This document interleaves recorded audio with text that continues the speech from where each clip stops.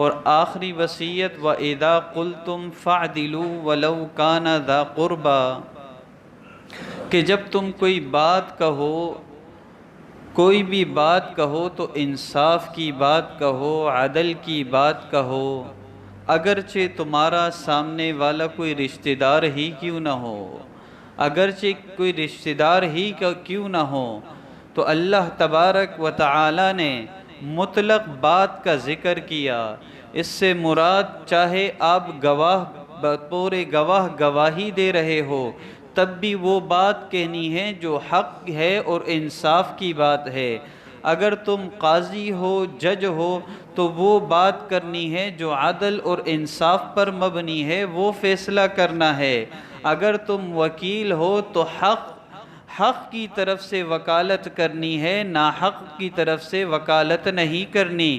یعنی ہر معاملے کے اندر اسلام نے عدل کے پہلو کو مد نظر رکھا کہ کوئی بھی بات تم کہو فَعْدِلُوا وَلَوْ كَانَ ذَا قُرْبَى، اگرچہ کوئی قریبی رشتہ دار ہی کیوں نہ ہو۔ انسان بڑا کمزور ہے، اللہ تبارک و تعالی نے یہ بھی فرما دیا وَلَوْ كَانَ ذَا قُرْبَى، کہ یہ انسان نفس اور خواہشات کے پیچھے چلتا ہے، اس کے قدم ڈگمگائے جا سکتے ہیں۔ اس لیے فرمایا انصاف کا فیصلہ کرنا، انصاف کی بات کرنا، چاہے کسی بھی کوئی فرقے سے ہو، چاہے کسی بھی کوئی مذہب سے ہو، چاہے کسی بھی پارٹی سے تعلق رکھنے والا ہو، چاہے کسی بھی زبان کا ہو، چاہے کسی بھی قوم کا ہو، چاہے کسی بھی شہر سے تعلق رکھنے والا ہو، چاہے کسی بھی ملک سے تعلق رکھنے والا ہو۔ فرمایا یہ حکم سب کے لیے ہے، مطلق حکم فرما دیا وَإِذَا قُمْتُمْ فَاعْدِلُوا وَلَوْ كَانَ ذَا قُرْبَى، کہ جب بات کرنی ہے تو عدل کی کرنی ہے، گواہی دینی ہے تو جھوٹی گواہی نہیں دینی، سچی گواہی دینی ہے۔ اگر ثالث بن گئے ہو، فیصلہ کرنا ہے تو سچ کا، سچائی کا فیصلہ کرنا ہے، حق کا فیصلہ کرنا ہے۔ یعنی ہر معاملے کے اندر عدل سے کام لینا ہے، ہر معاملے کے اندر انصاف سے کام لینا ہے، بے انصافی سے اپنے آپ کو بچانا ہے۔ اسی لیے فرمایا ان اللہ یأمر بالعدل والاحسان، اللہ تمہیں حکم دیتے ہیں عدل کا، احسان کا۔ یہ ہر خطبے میں، ہر خطیب ہر جمعے کے اندر یہ نصیحت کرتا ہے کہ اللہ پہلا حکم ان اللہ یأمر بالعدل، اللہ تمہیں حکم دے رہے ہیں عدل کا، کہ انصاف کا معاملہ کرنا۔ زندگی کے ہر موڑ کے اندر، زندگی کے اندر ہر قسم کے مسائل کے اندر، چاہے کوئی بھی مسئلہ آ جائے، انصاف کو مد نظر رکھنا، عدل کو مد نظر رکھنا، اس کے مطابق فیصلے کرنا۔ اگر کامیابی چاہتے ہو تو ساری کی ساری کامیابی عدل پر ہے کہ انسان دنیا کے اندر عدل کے موافق فیصلے کرے۔ دوسری جگہ ارشاد فرمایا یا ایھا الذین آمنوا کونوا قوامین للہ شہداء بالقسط، کہ اے ایمان والو اللہ کے لیے احکام کی پابندی کرنے والے اور انصاف کے ساتھ گواہی دینے والے بن جاؤ، اللہ کے لیے انصاف کے ساتھ گواہی دینے والے بن جاؤ۔ اور پھر فرمایا وَلَا يَجْرِمَنَّكُمْ شَنَآنُ قَوْمٍ أَلَّا تَعْدِلُوا، کہ اگر کسی قوم سے تمہیں نفرت ہے، کسی قوم سے نفرت تمہیں اس بات پر آمادہ نہ کر دے کہ تم عدل سے کام نہ لو، کہ اگر کسی قوم سے نفرت ہے، کسی جماعت سے نفرت ہے، اگر فیصلہ تمہارے پاس آ گیا، قرآن نے حکم دیا وَلَا يَجْرِمَنَّكُمْ شَنَآنُ قَوْمٍ عَلَىٰ أَلَّا تَعْدِلُوا، کسی سے نفرت کی وجہ سے یہ تمہیں اس بات پر مجبور نہ کر دے کہ تم عدل سے ہی کام نہ لو، تم عدل ہی کو چھوڑ دو۔ فرمایا اعدلوا هو اقرب للتقوى، عدل اختیار کرنا، انصاف اختیار کرنا، هو اقرب للتقوى، یہ تقوی کے زیادہ قریب ہے، کہ ہر حال کے اندر تقوی اختیار کرنا یہ تقوی کے زیادہ قریب ہے کہ انسان عدل سے کام لے، انسان انصاف کے فیصلے کرے۔ فرمایا کسی سے نفرت بھی ہے، اگر فیصلہ آ گیا تو فیصلہ دل کے اندر کچھ رنجش پھر نہیں رکھنی، فیصلے میں عدل سے کام لینا ہے۔ اور یہ آیت جب نازل ہوئی، یہ آیت مشرکین کے بارے میں نازل ہوئی کہ اللہ کے احکامات پر عمل کرو انصاف کے ساتھ۔ مشرکین کیا کیا کرتے تھے؟ مسلمانوں پر ظلم کیا کرتے تھے، انگاروں میں مسلمانوں کو سلا دیا کرتے تھے، زمین پر گھسیٹا کرتے تھے، مسلمانوں پر حتیٰ کہ مسلمانوں کو مکے سے نکالا، ہجرت پر مجبور کیا کرتے تھے، طرح طرح کے مشرکین مظالم کیا کرتے تھے۔ لیکن رب نے فرمایا وہاں پر بھی اگر معاملہ کرنا ہے تو انصاف کے ساتھ معاملہ کرنا ہے، انصاف کے ساتھ معاملہ کرنا ہے۔ چاہے مشرکین ہو، اگر معاملہ آ جائے تو عدل سے کرنا ہے، چاہے یہودی ہو، اگر معاملہ کرنا ہے تو انصاف کا کرنا ہے۔ اللہ تبارک و تعالی نے صرف مسلمانوں کے ساتھ عدل کو خاص نہیں کیا کہ صرف مسلمان ہوگا تو عدل کا معاملہ کرنا ہے، صرف قریبی رشتہ دار ہوگا تو عدل کا معاملہ کرنا ہے۔ اسلام نے بتا دیا اگر مشرک ہوگا، فیصلہ آ گیا تو عدل کا فیصلہ کرنا ہے، یہودی ہوگا تب بھی عدل کا فیصلہ کرنا ہے، عیسائی ہوگا تب بھی عدل کا فیصلہ کرنا ہے، ہندو ہوگا تب بھی عدل کا فیصلہ کرنا ہے۔ یعنی ہر معاملے کے اندر اسلام نے اس بات کو مد نظر رکھا کہ ہر فیصلے کے اندر اسلام نے اس بات کا درس دیا کہ فرقہ واریت کے بنا پر فیصلہ نہیں کرنا، مذہب کے بنا پر فیصلہ نہیں کرنا، قوم کے بنا پر فیصلہ نہیں کرنا، چاہے کسی بھی قوم سے ہوگا، کسی بھی مذہب سے ہوگا، اگر فیصلہ کرو گے فرمایا انصاف کے ساتھ فیصلہ کرنا۔ غزوہ احد کے موقع پر حضرت 70 صحابہ شہید ہوئے اور حضرت حمزہ رضی اللہ تعالی عنہ آپ علیہ السلام کے چچا تھے، آپ علیہ السلام کو بے پناہ محبت تھی اپنے چچا سے، انہیں بے دردی سے شہید کیا گیا۔ باقی 70 صحابہ کے جسم صحیح سالم تھے، حضرت حمزہ رضی اللہ تعالیٰ عنہ کو شہید کیا، ان کا مسلح بنایا گیا، ناک کاٹے گئے، کان کاٹا گیا، ان کے سینے کو چیرا، ہندہ خاتون نے مشرکہ نے ان کے کلیجے کو نکال کر چبایا، اس بے دردی سے قتل کیا۔ جب نبی علیہ السلام کو پتہ چلا تو نبی علیہ السلام کو سخت غصے میں نبی علیہ السلام نے فرمایا میں 70 مشرکین کے ساتھ ایسا ہی کروں گا۔ اللہ نے قرآن کی آیت نازل فرما دی وَإِنْ عَاقَبْتُمْ فَعَاقِبُوا بِمِثْلِ مَا عُوقِبْتُمْ بِهِ، کہ آپ اتنا ہی بدلہ لے سکتے ہیں جتنا انہوں نے کیا ہے۔ اور دوسری جگہ ارشاد فرمایا فَمَنِ اعْتَدَى عَلَيْكُمْ فَاعْتَدُوا عَلَيْهِ بِمِثْلِ مَا اعْتَدَى عَلَيْكُمْ، یعنی جتنی کوئی زیادتی کرے، دشمنی کرے، اتنی ہی تم کر سکتے ہو، اس سے زیادہ نہیں کر سکتے۔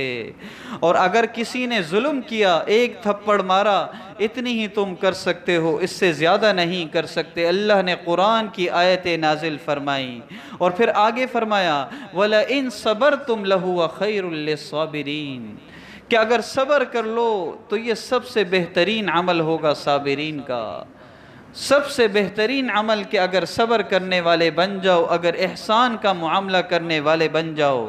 تو نبی علیہ السلام نے، آپ علیہ السلام کی شان کیا تھی؟ آپ علیہ السلام نے صبر سے بھی آگے معاملہ کیا ایسے لوگوں کے ساتھ، آپ علیہ السلام نے احسان کا معاملہ کیا، بلکہ بدلہ بھی نہیں لیا، بدلے کے بعد صبر کا درجہ ہے، صبر کے بعد احسان کا درجہ ہے۔ نبی علیہ السلام ایسوں کے ساتھ احسان کا معاملہ کیا کرتے تھے۔ طائف میں آپ علیہ السلام کو لہو لہان کیا، نبی علیہ السلام پھر بھی بدلہ نہیں لے رہے، دعائیں ان کے لیے کر رہے ہیں، یہ احسان کا معاملہ تھا۔ فتح مکہ کے موقع پر نبی علیہ السلام نے جب مکہ فتح کیا، وہی لوگ تھے جنہوں نے آپ کو بیت اللہ سے روکا تھا، جنہوں نے آپ کے صحابہ کو قتل کیا تھا، جنہوں نے آپ کو آپ کے شہر سے نکالا تھا، تو نبی علیہ السلام نے بدلہ نہیں لیا، اس پر عمل نہیں کیا، عدل پر صبر بھی نہیں، احسان کا معاملہ کیا، انہیں معاف کر دیا، ہر قسم کے مراعات سے نوازا۔ تو نبی علیہ السلام کی شان یہ تھی۔ لیکن اسلام ہمیں کس چیز کا درس دیتا ہے؟ اسلام ہمیں عدل کا درس دیتا ہے۔ حضرت انس رضی اللہ تعالی عنہ سے روایت ہے، فرماتے ہیں نبی علیہ السلام نے ارشاد فرمایا، وَإِذَا حَكَمْتُمْ فَعْدِلُوا وَإِذَا قُلْتُمْ فَأَحْسِنُوا فَإِنَّ اللَّهَ عَزَّ وَجَلَّ مُحْسِنٌ يُحِبُّ الْمُحْسِنِينَ، کہ جب تم فیصلہ کرو تو انصاف کے ساتھ فیصلہ کرنا، جب بات کرو تو اچھی بات کرو۔ اللہ تبارک و تعالی محسن ہے، احسان کرنے والوں کو پسند فرماتے ہیں کہ کوئی بھی فیصلہ کرنا ہے، کوئی بھی بات کرنی ہے تو انصاف کی کرنی ہے، عدل کی بات کرنی ہے۔ حضرت عبداللہ بن عمرو بن عاص رضی اللہ تعالیٰ عنہ فرماتے ہیں کہ قیامت کے دن عدل کرنے والے لوگ رحمان کے دائیں ہاتھ پر نور کے ممبروں پر ہوں گے، یعنی نور کے ممبروں پر اللہ تبارک و تعالی بٹھائیں گے۔ دایاں ہاتھ سے مراد کہ انہیں عزت دی جائے گی، انہیں عزت سے نوازا جائے گا۔ اور دایاں ہاتھ اللہ تبارک و تعالی کے بارے میں نبی علیہ السلام نے فرمایا، وَكِلْتَا يَدَيْهِ يَمِينُ اللَّهِ، اللہ کے دونوں ہاتھ دائیں ہیں۔ ہیت ہمیں نہیں پتا، اللہ کے دونوں ہاتھ عزتوں والے ہیں، دونوں دائیں ہیں، وہ ہمارے ہاتھ ہوتے ہیں، ایک عزت والا ہاتھ، ایک بایاں ہاتھ۔ فرمایا اللہ کے دونوں ہاتھ دائیں ہیں، اور پھر فرمایا، سائل نے پھر سوال کیا، یہ کون لوگ ہوں گے جو اللہ کے دائیں ہاتھ پر ہوں گے؟ فرمایا الذین یعدلون فی حکمہم واہلہم وما وولوا، کہ یہ وہ لوگ ہوں گے جو اپنے فیصلوں کے ساتھ اپنے فیصلوں میں عدل کرنے والے ہوں گے۔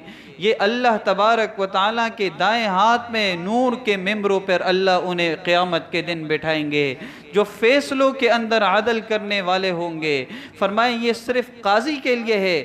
نہیں، آگے فرمایا وَأَهْلِهِمْ، جو اپنے اہل و عیال کے ساتھ بھی عدل کرنے والے ہوں گے، ان کا بھی یہی درجہ صرف قاضی کا نہیں ہے، صرف گواہ کا یہ درجہ نہیں ہوگا، جو اپنے گھر والوں کے ساتھ بھی انصاف اور عدل سے پیش آنے والے ہوں گے۔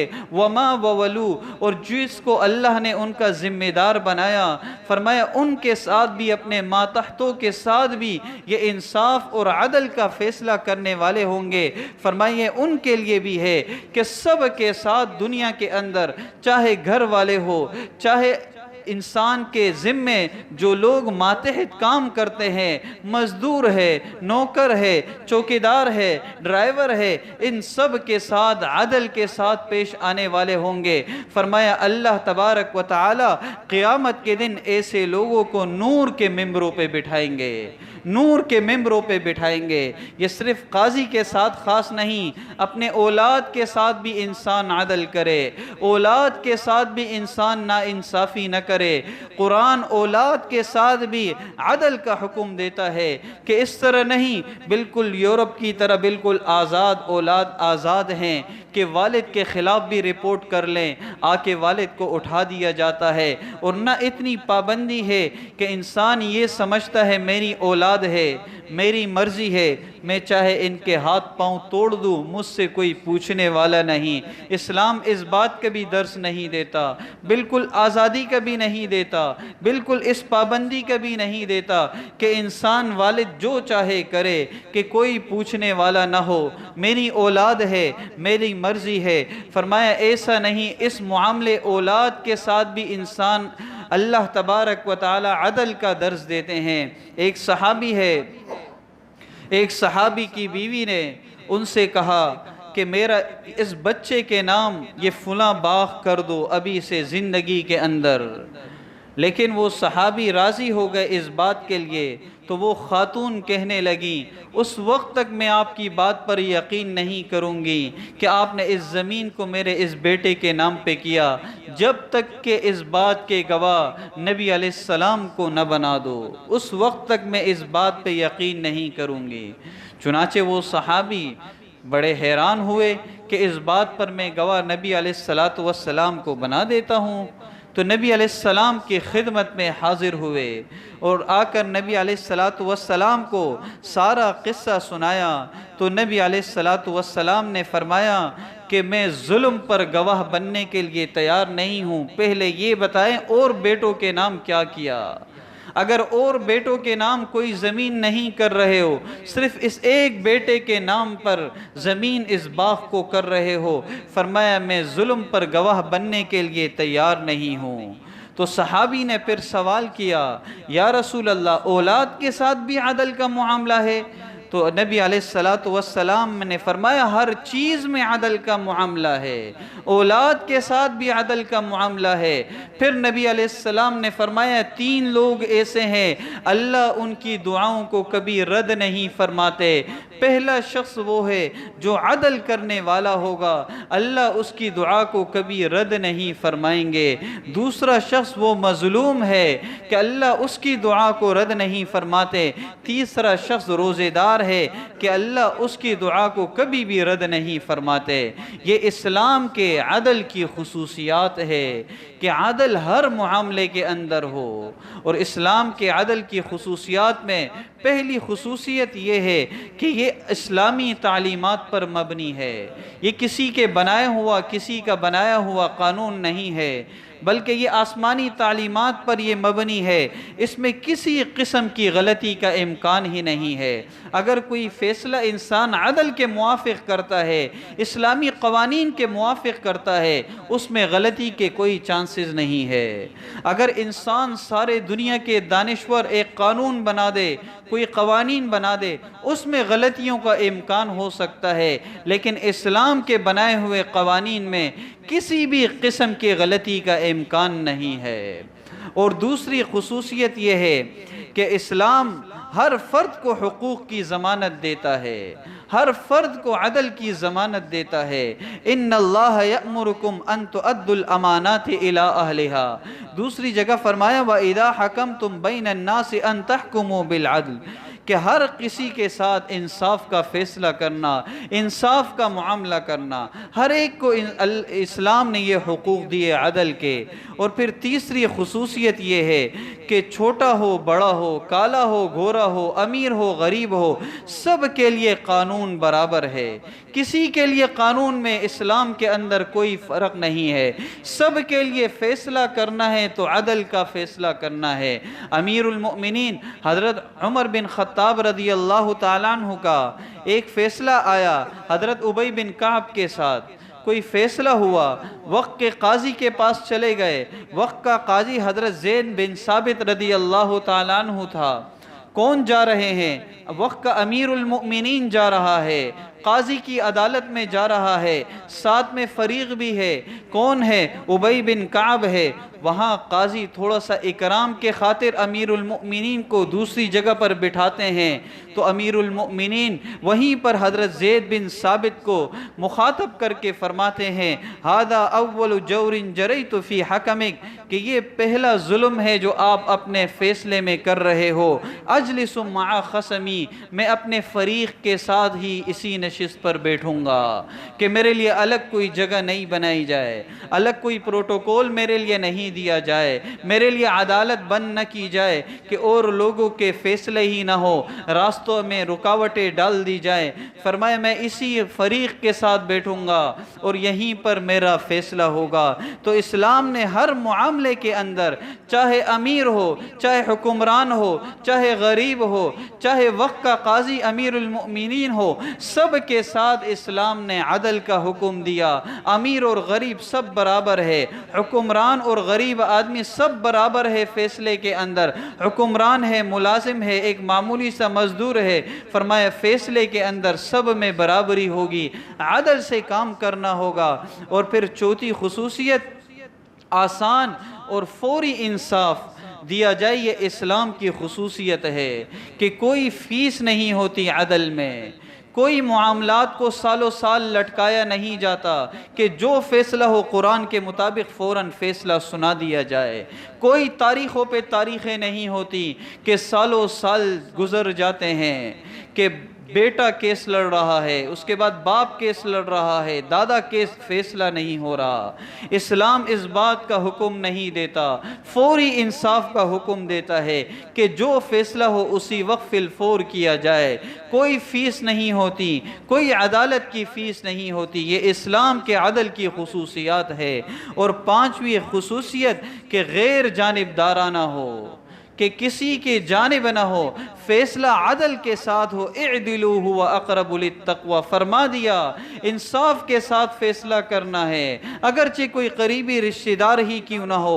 اسے نہیں دیکھنا یہ میرا رشتہ دار ہے، یہ میرے خاندان کا ہے، یہ میرا بھائی ہے، یہ میرے پارٹی کا ہے، کسی بھی قسم کا ہو، اللہ کے حدود کے اندر اگر فیصلہ کرنا ہے اللہ کے قوانین کے مطابق تو پھر عدل سے فیصلہ ہوگا۔ نبی علیہ السلام کے دور میں ایک خاتون بڑے خاندان کی تھی، اس نے چوری کی تو صحابہ نے حضرت اسامہ رضی اللہ تعالیٰ عنہ کو کہا کہ آپ سفارش کر دے کہ ان کا اس خاتون کا ہاتھ نہ کٹے، ورنہ اس قبیلے کے لیے بڑی شرم کی بات ہے، بہت بڑا قبیلہ ہے، بدنام ہو جائے گا۔ حضرت اسامہ رضی اللہ تعالیٰ عنہ نبی علیہ السلام کے لئے پالک بیٹے کے بیٹے تھے، زید بن ثابت کے، اور نبی علیہ السلام ان سے بڑی محبت فرمایا کرتے تھے کہ ایک طرف گود میں اگر حسین ہوتے دوسری طرف اسامہ ہوا کرتے تھے، اور نبی علیہ السلام فتح مکہ کے موقع پر بھی حضرت اسامہ رضی اللہ تعالیٰ پیچھے نبی علیہ السلام کے ساتھ بیٹھے ہوئے تھے کہ ایسی محبت کرنے والے صحابی تھے۔ تو حضرت اسامہ رضی اللہ تعالیٰ عنہ نے ان لوگوں کی بات نبی علیہ السلام کے سامنے رکھی کہ ان کا ہاتھ اگر نہ کاٹا جائے، اس میں اگر نرمی کی جائے، تو نبی علیہ السلام نے فرمایا اتشفع فی حد من حدود اللہ، کہ اے اسامہ کیا اللہ کے حدود میں تم سفارش کرتے ہو؟ تم سے پہلے لوگوں کو اللہ نے اس وجہ سے ہلاک کیا تھا، وہ غریب اور امیروں میں فرق کیا کرتے تھے، وہ عدل و انصاف سے فیصلے نہیں کرتے تھے، اس لیے اللہ نے ان قوموں کو ہلاک کیا تھا۔ پھر نبی علیہ السلام نے فرمایا والذی نفسی بیدی لو فاطمہ فعلت ذلک لقطعت یدہا، کہ اگر فاطمہ میری بیٹی، قسم ہے اس ذات کی جس کے قبضے میں میری جان ہے، اگر میری بیٹی میرا لخت جگر اگر فاطمہ بھی ایسا کام کرے، چوری کرے، تو میں اس کا بھی ہاتھ کاٹوں گا۔ تو اسلام اس طرح کا عدل کا درس دیتا ہے، چاہے کوئی قریبی رشتہ دار ہو، چاہے کسی بھی پارٹی کا ہو، ہر موقع پر ہم نے عدل کو سامنے رکھنا ہے۔ اللہ تبارک و تعالی ہم سب کو ان وصیتوں کے مطابق زندگی گزر بسر کرنے کی توفیق عطا فرمائے۔ وآخر دعوانا ان الحمدللہ۔